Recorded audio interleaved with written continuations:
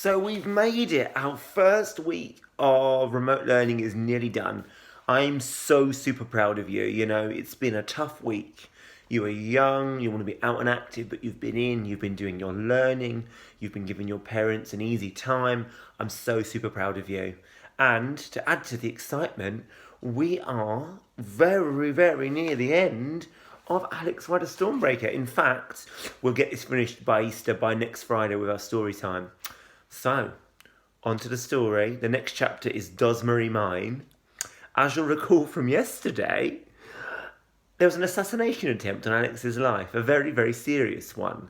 I cannot fathom in my head what's going to happen now. Right, let's get cracking. Alex walked through Port Talon, past the Fisherman's Arms pub, and up the cobbled streets towards the library. It was the middle of the afternoon, but the village seemed to be asleep, the boats bobbing in the harbour, the streets and pavements empty. A few seagulls wheeled lazily over the rooftops, uttering the usual mournful cries. The air smelled of salt and dead fish. The library was red brick, Victorian, sitting self-importantly at the top of the hill. Alex pushed open the heavy swing door and went into a room with a tiled chessboard floor and about 50 shelves fanning out from a central reception area. 6 or 7 people were knitting at tables, sitting at tables working, sorry about that. A man in a thickly knitted jersey, you see how it happened now, was reading Fisherman's Week. Alex went over to the reception desk. There was the inevitable sign, "Silence, please." Beneath it, a smiling, round-faced woman sat reading Crime and Punishment. "Can I help you?" Despite the sign, she had such a loud voice that everyone looked up when she spoke. Yes. Alex had come here because of a chance remark made by Herod Sale. He had been talking about Ian Ryder, spent half of his time in the village, in the port, the post office, the library. Alex had already seen the post office, another old-fashioned building near the port. He didn't think he'd learn anything there, but the library. Maybe Ryder had come here looking for information. Maybe the librarian would remember him. "I had a friend staying in the village," Alex said. "I was wondering if he came here. His name's Ian Ryder." "Ryder? With an I or a Y?" "I don't think we have any riders at all." The woman tapped a few keys on a computer, then shook her head. "No." "He was staying at Sale Enterprises," Alex said. "He was about 40, thin, fair hair. He drove a BMW. "Oh, yes!" The librarian smiled. "He did come here a couple of times. A nice man. Very polite. I knew he didn't come from round here. He was looking for a book." "Do you remember which book?" "Of course I do. I can't always remember faces, but I never forget a book. He was interested in viruses." "Oh, hello." "Viruses?" "Yes, that's what I said. He wanted some information." "A computer virus. This might change everything." A computer virus was the perfect act of sabotage. Invisible and instantaneous. Love that word. That might be my new word when we're back. It means straight away, instantly. A single blip written into the software, and every single piece of information in the Stormbreaker software could be destroyed at any time.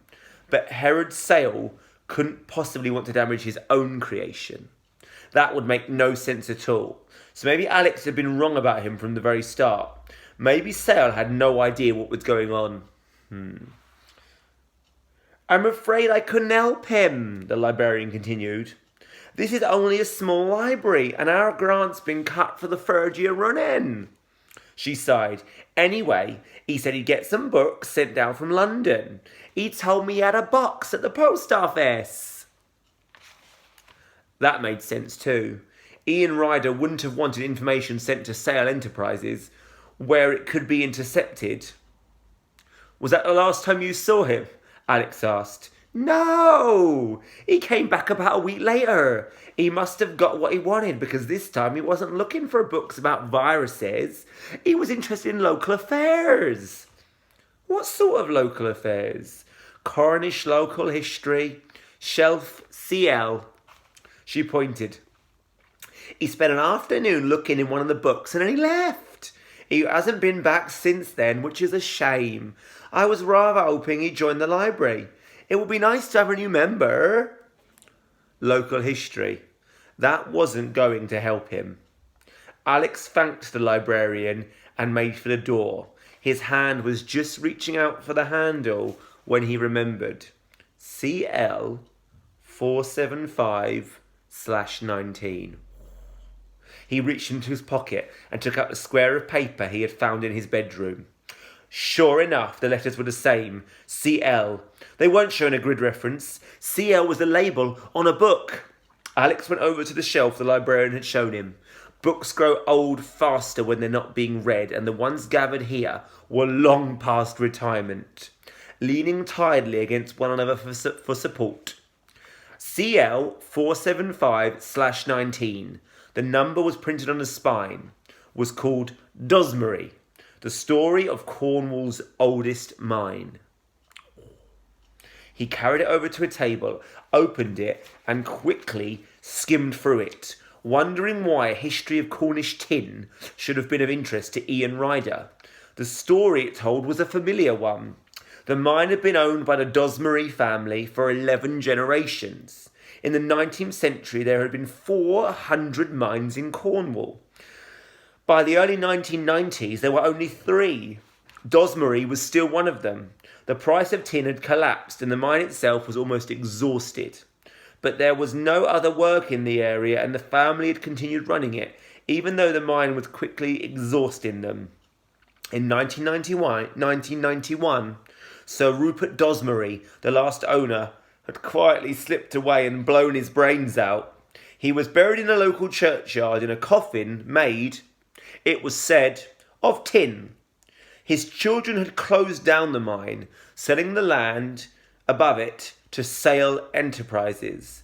The mine itself was sealed off, with several of the tunnels now underwater.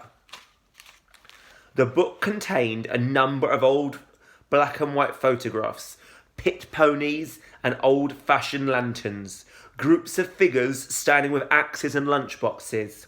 Now all of them would be under the ground themselves. Flicking through the pages, Alex came to a map showing the layout of the tunnels at the time the mine was closed.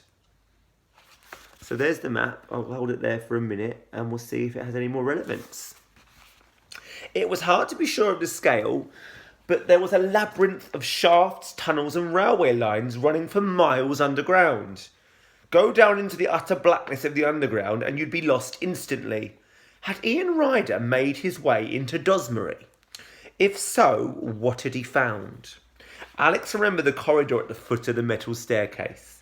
The dark brown unfinished walls and the light bulbs hanging on their wires had reminded him of something, and suddenly he knew what it was.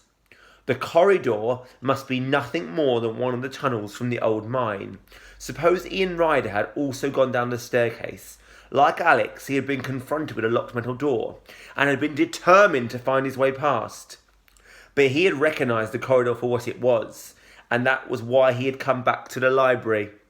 He had found a book on the Dozmary mine. This book. The map had shown him a way to the other side of the door, and he had made a note of it. Alex took out the diagram that Ian Ryder had drawn and laid it on the page on top of the printed map. Holding the 2 sheets together, he held them up to the light. This was what he saw. Can you see it, guys? It's a route to what is behind the door. The lines that Ryder had drawn on the sheet fitted exactly over the shafts and tunnels of the mine, showing the way through. Alex was certain of it. If he could find the entrance to Dozmary, he could follow the map through to the other side of the metal door. So I'm going to stop there, gang. Go on to part 2. Really superstar. I like that we haven't instantly gone back to the mine and seen what's happened. Now they're chasing Alex. We've moved the story on. Can't wait to see what happens next. Alex is a real... Do you know what? I really admire his courage. I like the way Anthony Horowitz has made him a powerful character with such strong morals. He's not given up. Really impressive.